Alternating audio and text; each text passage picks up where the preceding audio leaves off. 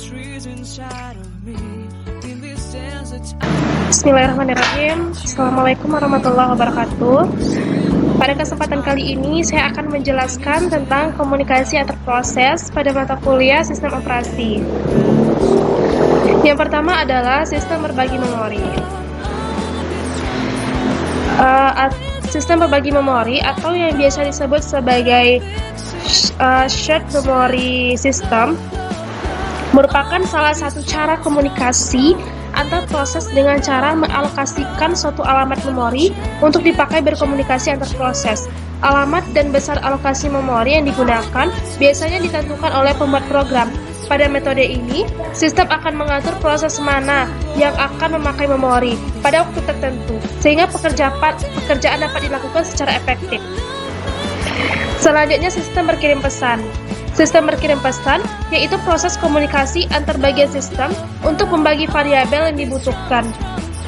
Proses ini menyediakan dua proses, yaitu mengirim pesan dan menerima pesan. Ketika dua bagian sistem ingin berkomunikasi satu sama lain, yang harus dilakukan pertama kali adalah membuat sebuah link komunikasi antara keduanya. Setelah itu, kedua bagian itu dapat saling bertukar pesan melalui link komunikasi tersebut. Setelah berkirim pesan sangat penting, sistem berkirim pesan sangat penting dalam sistem operasi karena dapat diimplementasikan dalam banyak hal seperti pembagian memori, pembagian bus, dan melaksanakan proses yang membutuhkan pengerjaan bersama antara beberapa bagian sistem operasi. Ada dua cara berkomunikasi, yaitu komunikasi langsung. Jadi setiap proses yang ingin berkirim pesan harus mengetahui secara jelas dengan siapa mereka berkirim pesan. Hal ini dapat mencegah pesan salah terkirim ke proses yang lain. Ciri-cirinya adalah link dapat otomatis dibuat. Sebuah link berhubungan dengan tepat satu proses komunikasi berpasangan. Di antara pasangan itu terdapat tepat satu link. Link tersebut biasanya merupakan link komunikasi dua arah. Contohnya, send P message yaitu mengirim pesan ke proses P. Receive ID message yaitu menerima sebuah pesan dari semua proses. Variabel ID diatur sebagai nama dari proses dengan komunikasi.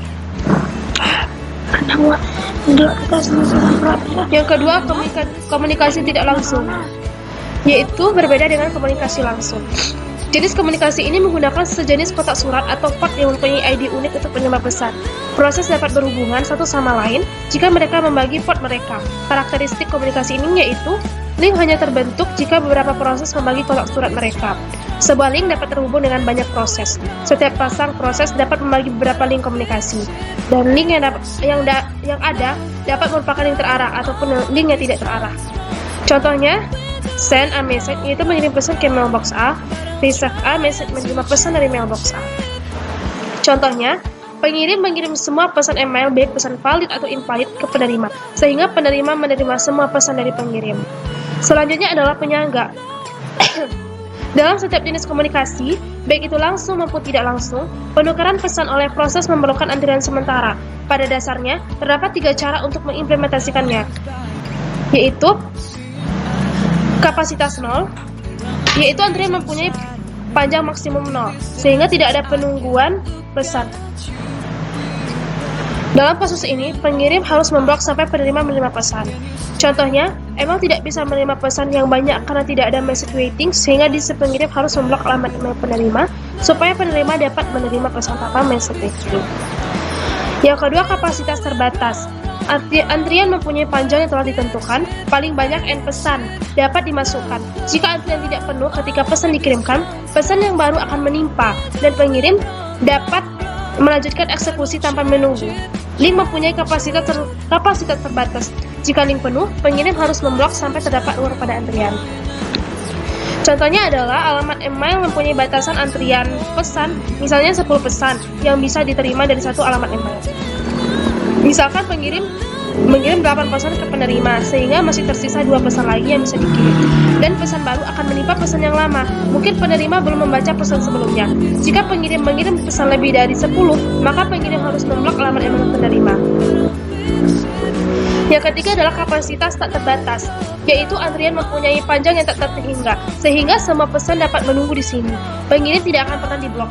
Contohnya adalah email yang tidak mempunyai batasan pesan, sehingga pengirim bisa men-spam pesan ke penerima tanpa harus diblok terlebih dahulu. Selanjutnya adalah RPC, Remote Procedure Call, yaitu sebuah metode yang memungkinkan kita untuk mengakses sebuah prosedur yang berada di komputer lain. Untuk dapat melakukan sebuah server harus menyediakan layanan remote procedure. Pendekatan yang dilakukan adalah sebuah server membuka soket, lalu menunggu klien yang meminta prosedur yang dilakukan oleh server. Bila klien tidak tahu harus menghubungi port yang mana, klien bisa merequest kepada sebuah matchmaker pada sebuah RPC port yang tetap. Matchmaker akan memberikan port apa yang digunakan oleh prosedur yang diminta klien. Selanjutnya starvation. Yang pertama adalah deadlock, yaitu suatu kondisi di mana dua proses atau lebih saling menunggu proses yang lain untuk melepaskan resource yang sedang dipakai. Karena beberapa proses itu saling menunggu, maka tidak terjadi kemajuan dalam kerja proses tersebut. Deadlock adalah masalah yang biasa terjadi ketika banyak proses membagi sebuah resource yang hanya boleh dirubah oleh satu proses saja dalam satu waktu. Jadi ini adalah contoh dari deadlock.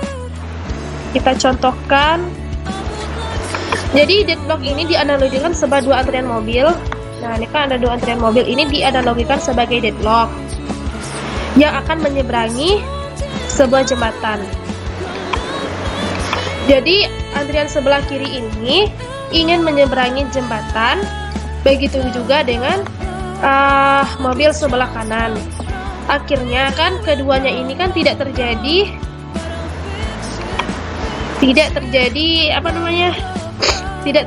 kemajuan, atau disebut dengan saling bertabrakan. Artinya tidak terjadi kemajuan dalam kerja dua antrian tersebut.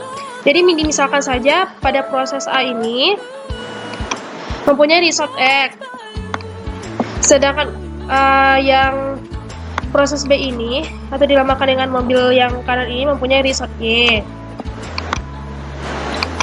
Jadi kemudian kedua proses ini dijalankan secara bersamaan.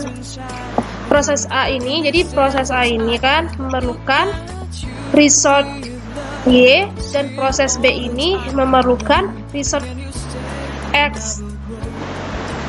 Tapi kedua proses ini tidak akan memberikan resource yang dimiliki sebelum proses dirinya sendiri selesai dilakukan, sehingga yang terjadi adalah tunggu-menunggu atau antrian.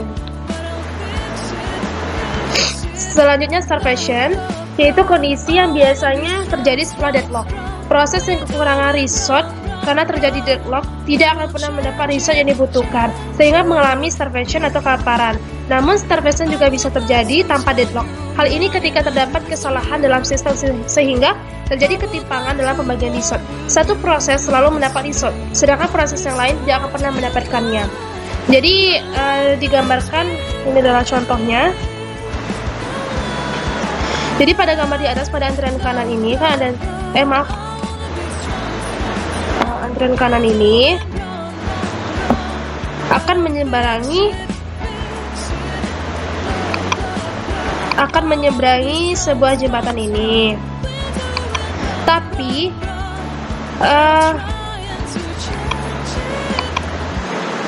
jembatan ini kan selalu dipakai oleh antrian sebelah kiri,